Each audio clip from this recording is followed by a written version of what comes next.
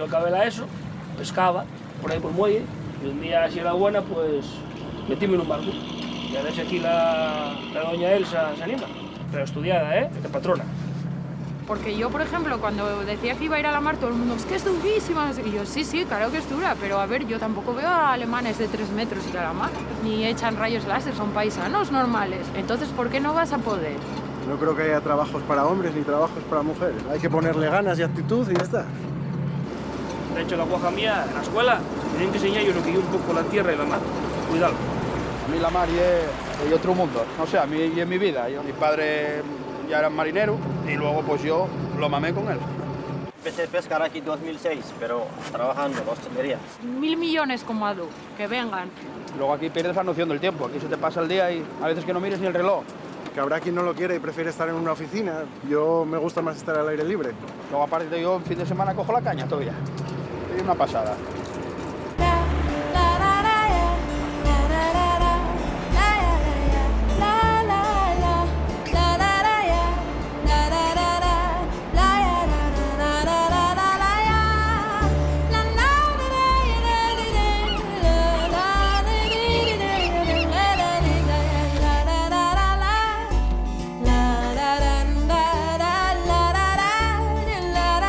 Vas a ayudarme, ¿Ya sabes tú?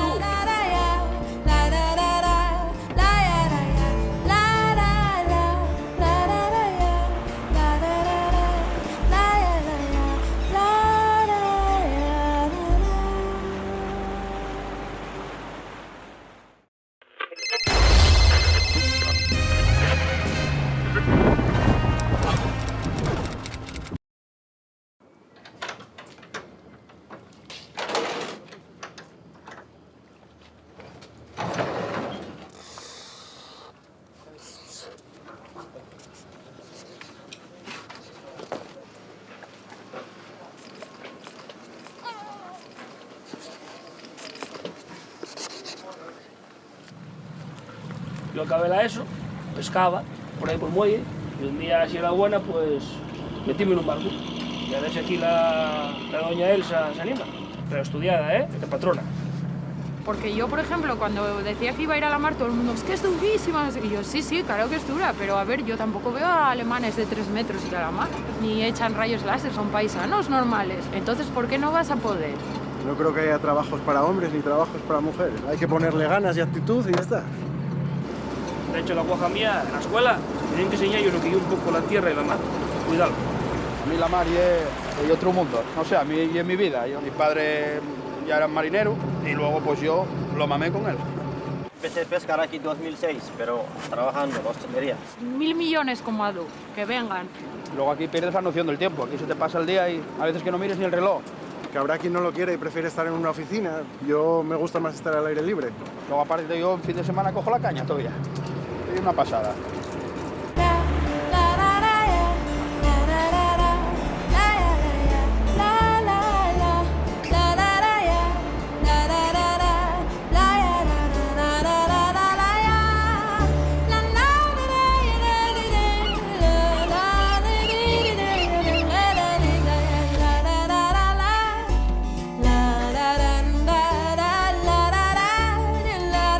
Vas a ayudarme, ¿Ya sabes tú?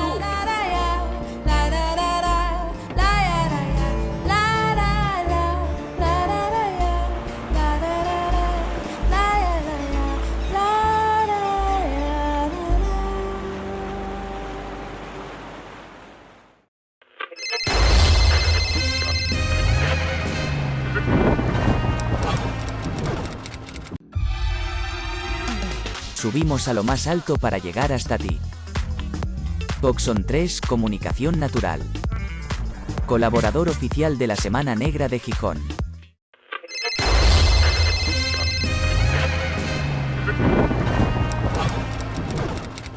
Bueno, buenas tardes. Buenas tardes a todos, a todas. Gracias por estar aquí en la Semana Negra de nuevo. Muchas gracias a la Semana Negra por invitarnos un año más. Es una maravilla ver las carpas llenas, las firmas de libros y las presentaciones. Bueno, vamos a presentar Vamos a presentar el nuevo libro de Eugenio Fuentes. Es un autor ya con una trayectoria larga y profunda, diría yo.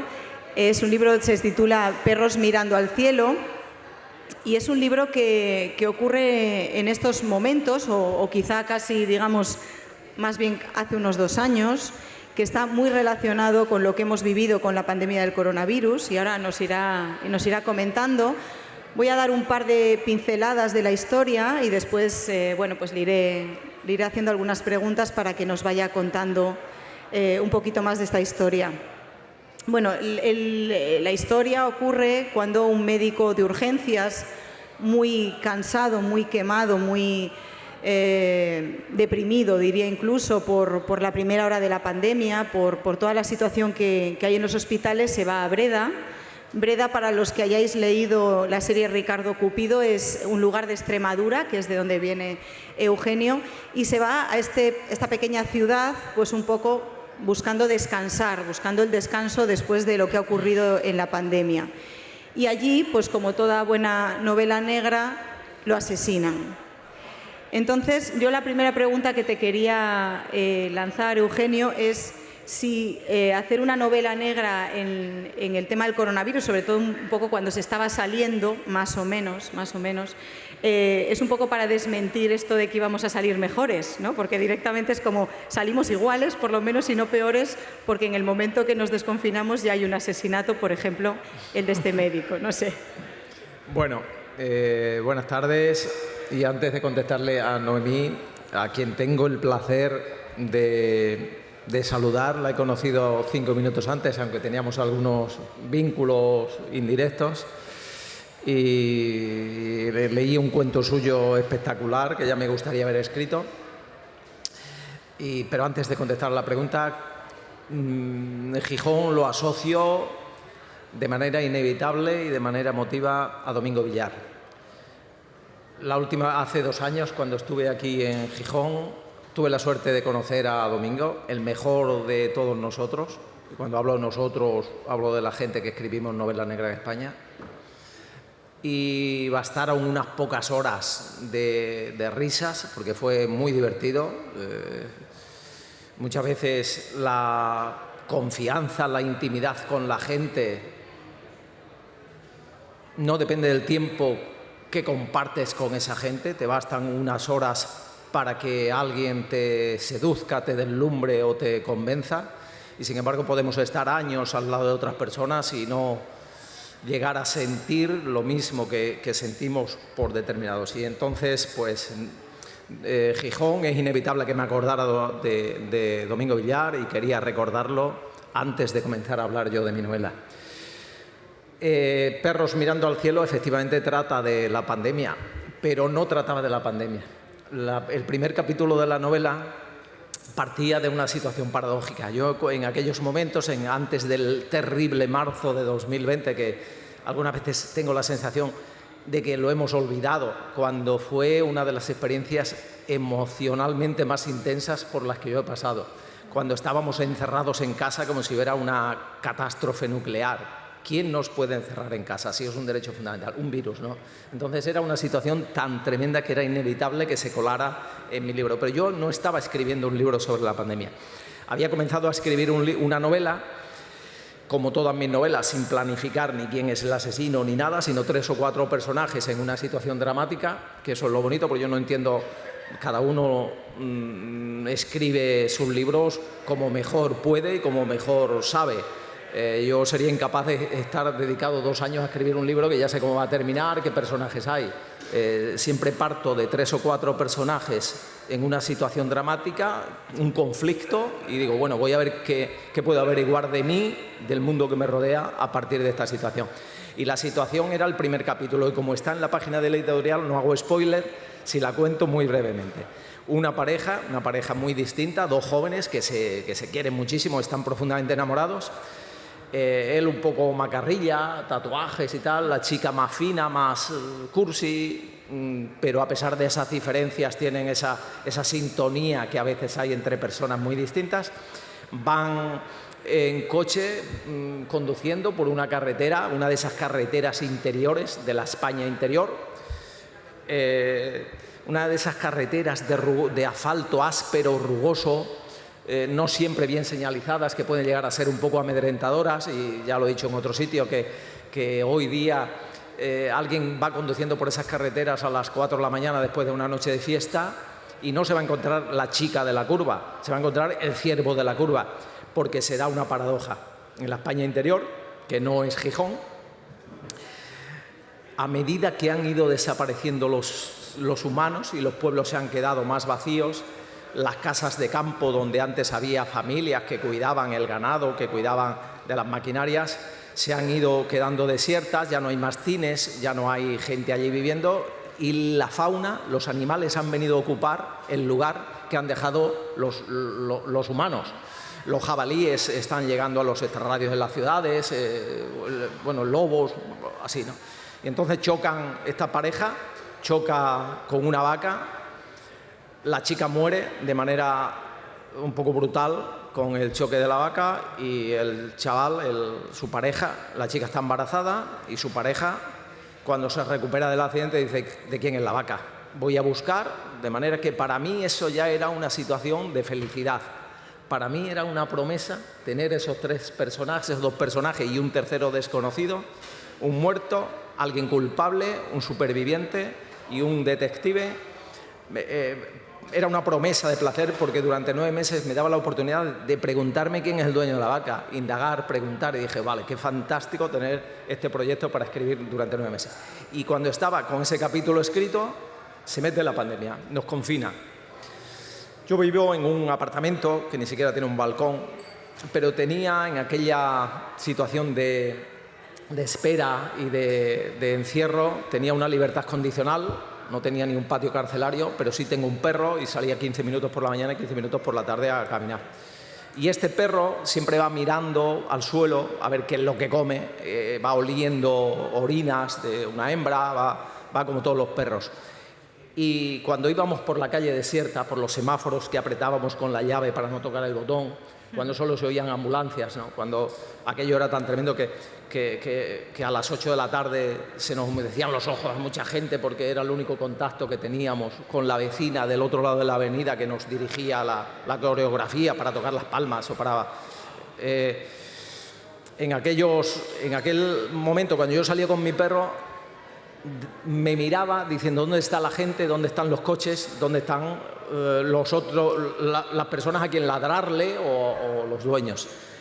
Y su codueña le tiraba desde el piso donde vive, le tiraba un trozo de pan cuando llegábamos a su casa. Y mi perro pues miraba de dónde viene este pan, hasta que un día levantó la cabeza.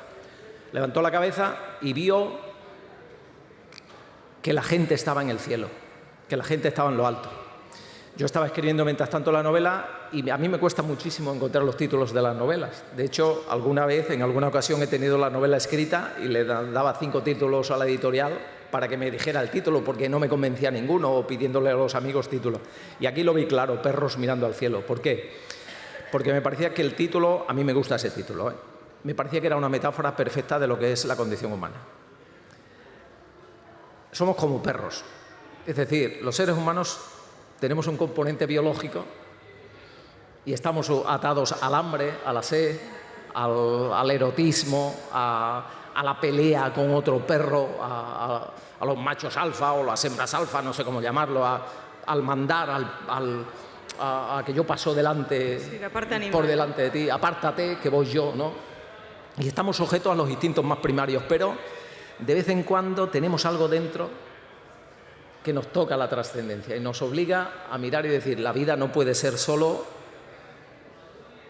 estos instintos primarios, somos algo más, ¿no? Porque algunas veces sentimos amor, sentimos ternura, sentimos cosas que no tienen una explicación biológica.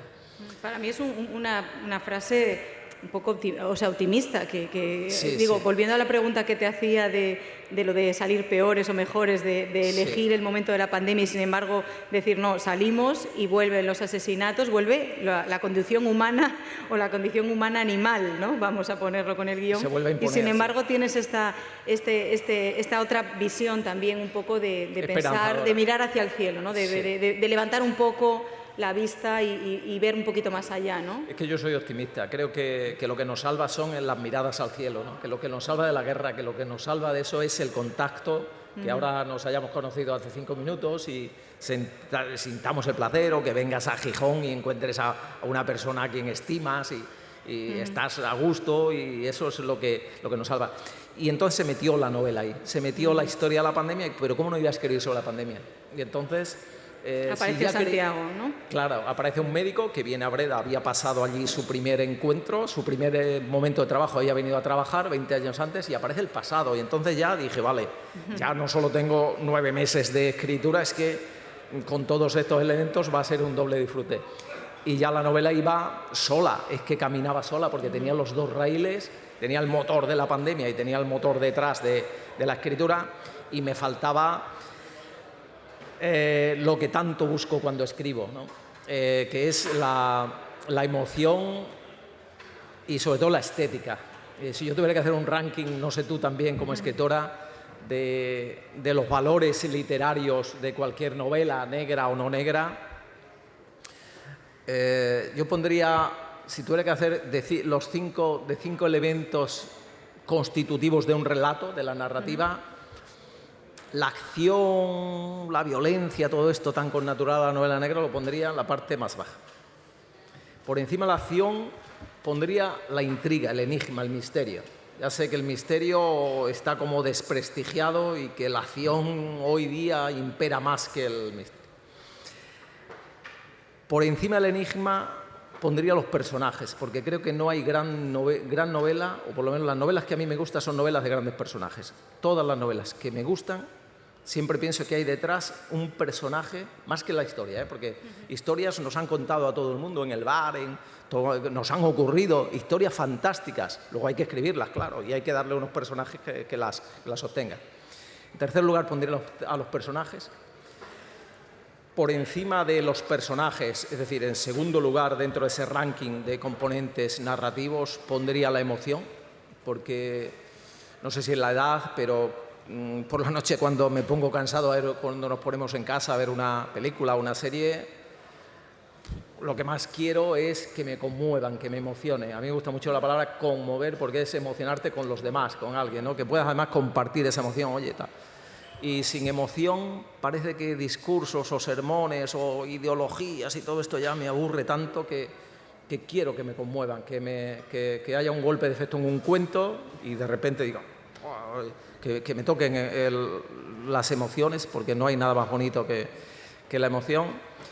Y por encima de todo, en lo alto de la pirámide, pongo la estética.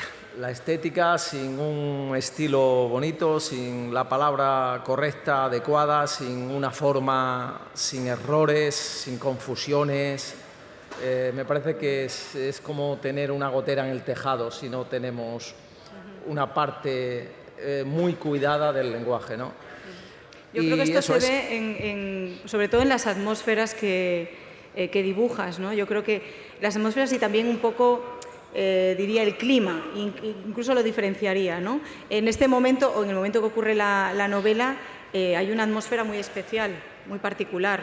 La tensión, el miedo, la enfermedad, todo el peso que lleva el protagonista, el personaje, el irse a un lugar que no conocen, a Breda, él lo conoce por su pasado, el resto no, esa desubicación de los personajes. Yo creo que ese estilo que tú pones arriba se nota, es decir, se nota cuando tú escribes y se nota sobre todo cuando describes, porque yo noto una cosa muy atmosférica en la novela y ligándolo un poco a esto te quería preguntar, después te preguntaré por el personaje, pero te quería preguntar precisamente por esta atmósfera de Breda es la atmósfera de una pequeña ciudad, sí. Vamos a poner pequeña ciudad, pueblo grande, ponle tú como quieras, sí. Ya sabes que en algún sitio llegas y dices este pueblo y la gente dice no somos una ciudad, en fin, ya estas cosas, pueblo grande, ciudad pequeña, que pertenecería a la España más despoblada, en este caso Extremadura, pongámoslo así, sobre todo por tu vinculación, ¿no? Personal.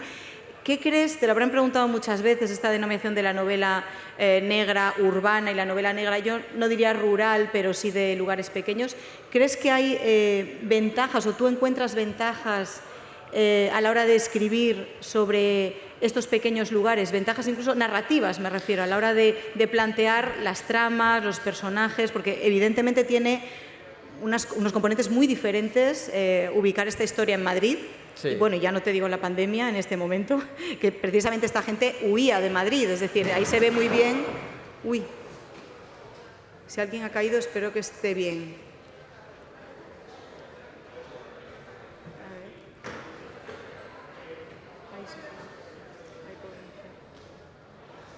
Se ha caído una señora. Se ha caído una señora, sí. Esperemos que está bien. Sí, ya se sentó.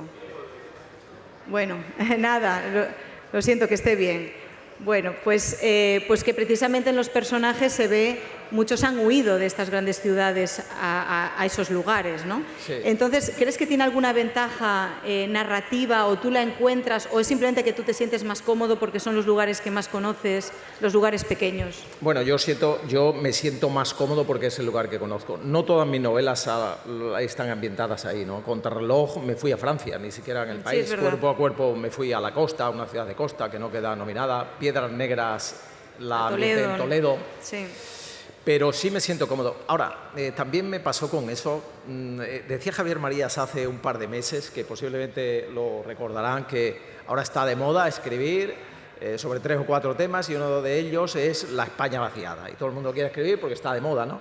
Pues yo recuerdo que llegué aquí la primera semana negra en Gijón hace 1999, 23 años. Con una novela que se llama El interior del bosque.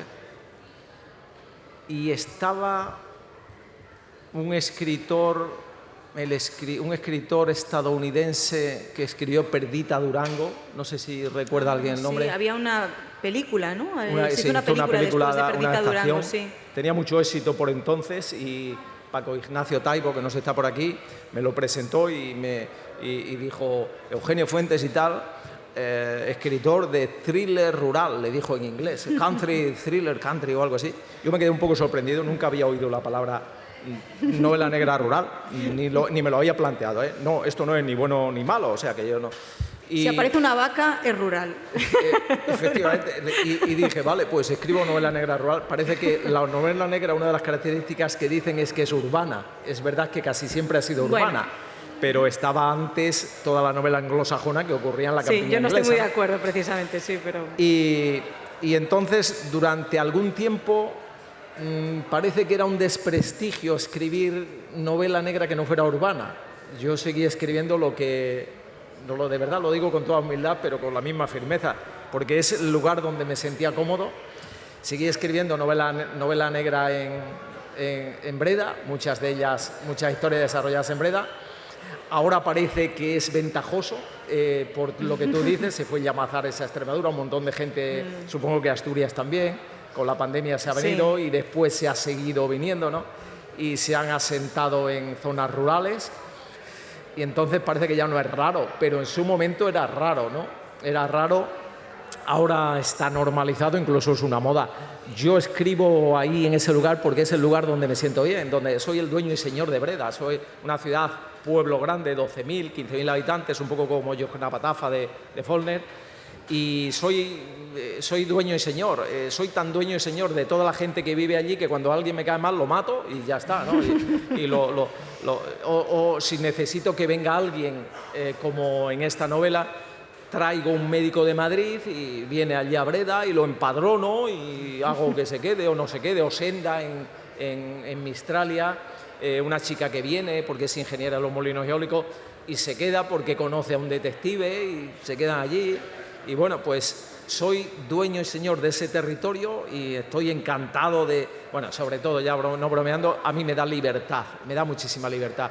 Si tengo que escribir una novela ambientada en Gijón, tengo que sujetarme a la geografía de Gijón, a las calles de Gijón, al mar, a la playa, a los astilleros, ¿no?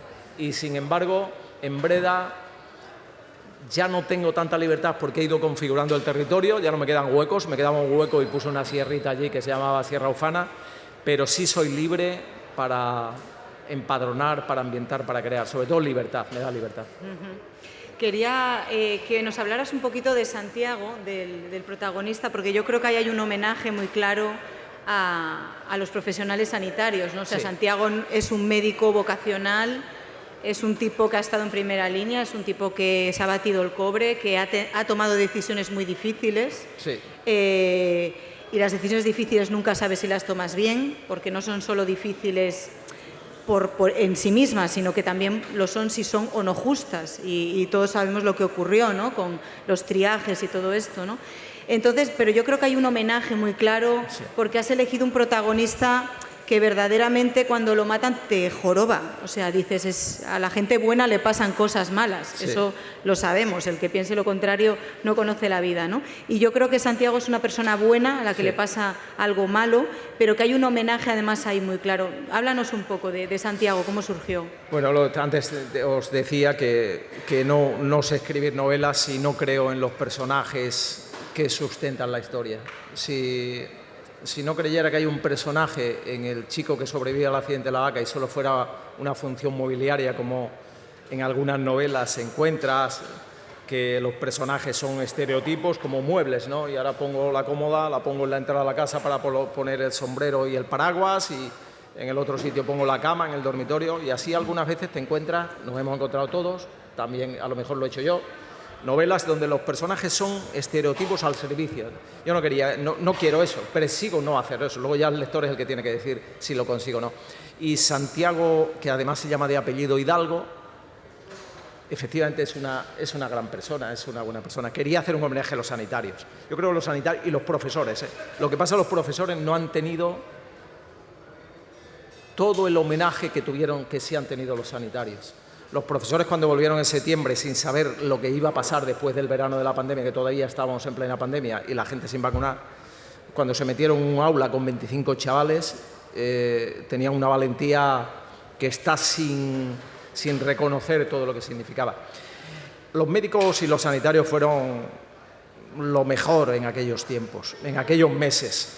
Yo estaba un día en casa, en esta casa de la que hablaba antes, y oí una sirena de una ambulancia que venía y pensé, bueno, vivo en un bloque de 7 alturas, pero son varios portales, y pensé que venía la ambulancia a por un enfermo más, a por un contagiado más. Marzo, abril, que además fue la mejor primavera en 20 años que habíamos tenido y nos la estábamos perdiendo. Aunque te asomabas por la calle y no había nadie en la calle, sin embargo estaban cantando los mirlos, el aire estaba limpio. Fue una cosa tan extraordinaria el marzo de 2020. Y sonó la sirena de una ambulancia, pensé que era los sanitarios que venían a recoger a otra persona contagiada.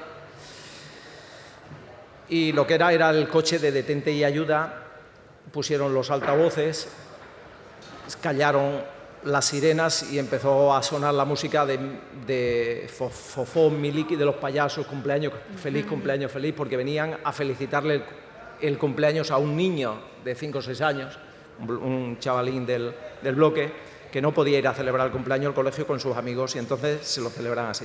Entonces eran detalles tan fantásticos, pues eso también eran los sanitarios quienes lo estaban haciendo. Es decir, hicieron incluso felicitar el cumpleaños a un niño que estaba encerrado en casa y que no podía ir a jugar con sus amigos, ¿no? Y no podía dejar de hablar con admiración de los sanitarios y de los enfermos, porque la gente que murió sobre todo tenía 80 o 90 años. Murieron 40.000 de los 80.000 o 90.000 víctimas que hubo, más de la mitad pues fue esa generación para mí extraordinaria. Quizá en España no había habido una generación, las nacidas en 1925 no habían luchado en ninguna guerra, trabajaron como negros, tuvieron muchos hijos. Ahora es el baby boom, se tuvieron que adaptar a situaciones ingratas políticamente, pero también supieron adaptarse a la transición y aceptar a lo mejor costumbres de los hijos y de las nuevas generaciones que le costaba un montón porque les sorprendían, y murieron muchos de ellos con plena lucidez y solos, y también de esa gente se habla. Y cuando hablo de que la novela está ambientada en la pandemia, lo estoy contando mal, porque no digo ambientada, y parece que ambientada, cuando se habla la palabra ambientar, es como poner un marco, nos quedan 3 minutos, un marco y no es un marco. En la novela La pandemia es un personaje más. porque esos médicos y esos sanitarios tuvieron que tomar, lo que decía Noemí, decisiones éticas. Suena un poco fuerte esta palabra, pero es que no encuentro otra para... Hubo médicos que tenían un solo respirador y tuvieron que decir, ¿a quién le doy el respirador? ¿A un niño que tiene problemas pulmonares o a una persona de más edad que está perfectamente sana? ¿A quién dejo morir? Lógicamente el sanitario no mata a nadie, pero va a salvar a uno y tiene que dejar morir a otro. Y esto es una cosa también tan narrativa, es tan fuerte que... Y esto no es un ejemplo, quiero decir, esto ocurre en la novela, es decir, es una de las decisiones que Santiago tiene que tomar. Y no podía, pues eso, lo que tú decías, no podía dejar de homenajear por una parte a los sanitarios que nos cuidaban y por otra parte a aquellos que no pudieron ser cuidados y murieron, sobre todo de esa generación. Yo quería preguntarte, nos queda ya poquito tiempo. Bueno, Ricardo Cupido yo creo que lo habéis metido en la actualidad en muchísimas novelas, lo has metido cuando surgió lo del robo de bebés de la guerra civil y se destaparon todos estos casos, en el tema eólico, has hablado de los atentados de Atocha, también han estado por ahí, bueno, un montón de cosas que yo creo que están muy metidas en la actualidad. No sé si está claro que va a seguir con nosotros, si nos quieres comentar algo para el próximo libro, si tienes alguna idea o qué es lo que te interesa. No sé, hay gente que no le gusta hablar nada de lo que va a hacer, pero ¿qué interés tienes ahora? ¿Qué temas te rondan para que Ricardo Cupido esté en ellos? Ya está en otra historia en la cabeza, pero antes de eso no tengo ninguna prisa al escribir los libros, ni siquiera mi editorial tiene prisas. Pero la novela negra ha tenido un gran aumento de nivel de calidad, creo, en las 2 décadas de siglo que llevamos. Se está escribiendo muchísima novela negra. Espero que no pase como con la economía, que la inflación hunde las economías y que no se hunda el género. Pero me parece que no ha habido obras de ensayo que ordenen todo este material desde el punto de vista teórico de toda esta inmensa montaña de novela negra que se ha escrito y de toda esta eclosión. Me gustaría, no sé si lo voy a conseguir, estoy metido y me gustaría terminar un ensayo donde pudiera reflexionar un poco como partícipe, pero también como desde fuera, sobre la novela negra desde un punto de vista filológico y desde un punto de vista literario y no tanto de la actualidad de los temas, sino componente genérico. Los géneros literarios no son estáticos, aparecen, desaparecen y todo esto me gustaría y es lo que quizá, bueno, es el proyecto inmediato en el que estoy metido. Bueno, pues este es un libro para la Semana Negra, claramente. Si lo culmino, si lo termino. Claramente. Bueno, pues os agradecemos a todos, a todas haber estado aquí. Os recordamos que Eugenio firma libros allí en la caseta y que estará encantado de atenderos y de responder a vuestras preguntas, a todas las que le hagáis. Muchas gracias a todos. Gracias, Noemí, gracias a vosotros.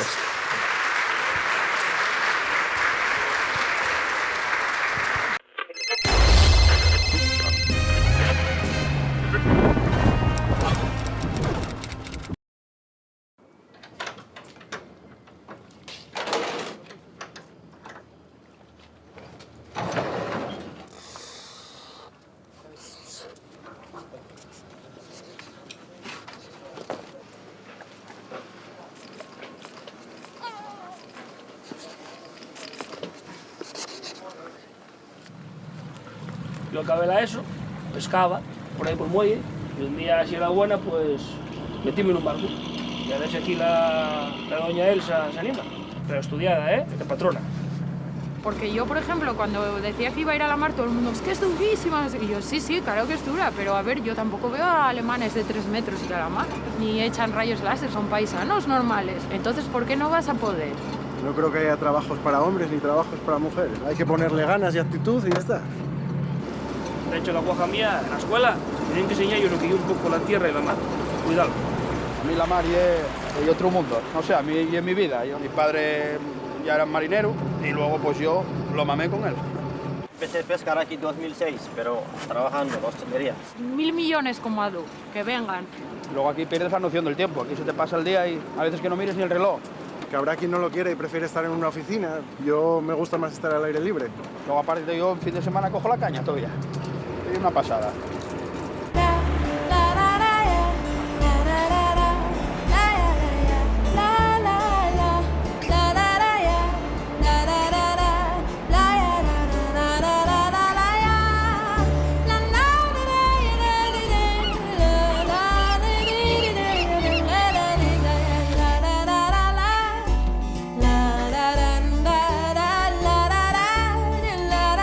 Vas a ayudarme, ¿eh? ¿Ya sabes tú?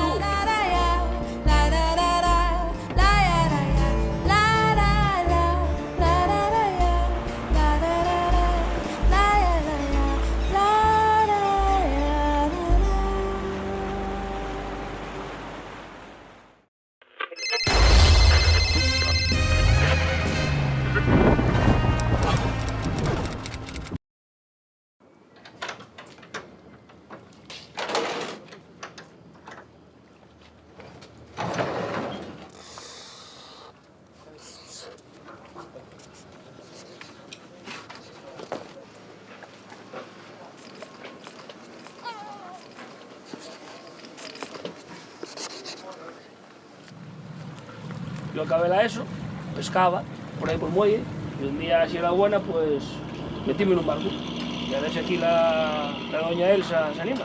Pero estudiada, ¿eh? De patrona.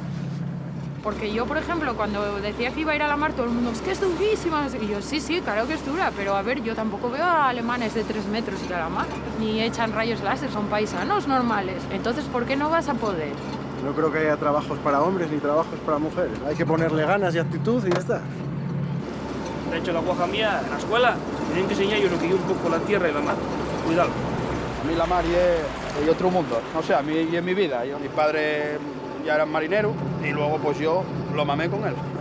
Empecé a pescar aquí en 2006, pero trabajando en la hostelería. 1000 millones como Adu, que vengan. Luego aquí pierdes la noción del tiempo. Aquí se te pasa el día y a veces que no mires ni el reloj. Que habrá quien no lo quiere y prefiere estar en una oficina. Yo me gusta más estar al aire libre.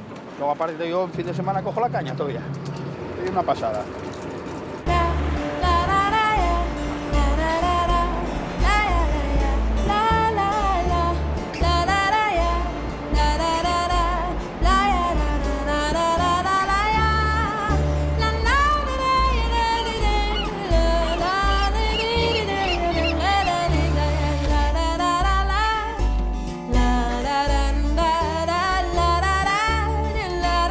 Vas a ayudarme, ¿eh?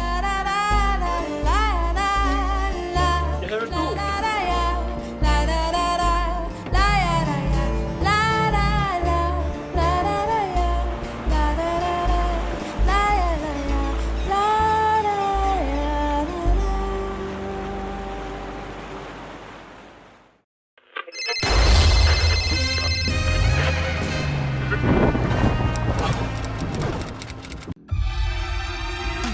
Subimos a lo más alto para llegar hasta ti. Coxon 3 Comunicación Natural. Colaborador oficial de la Semana Negra de Gijón.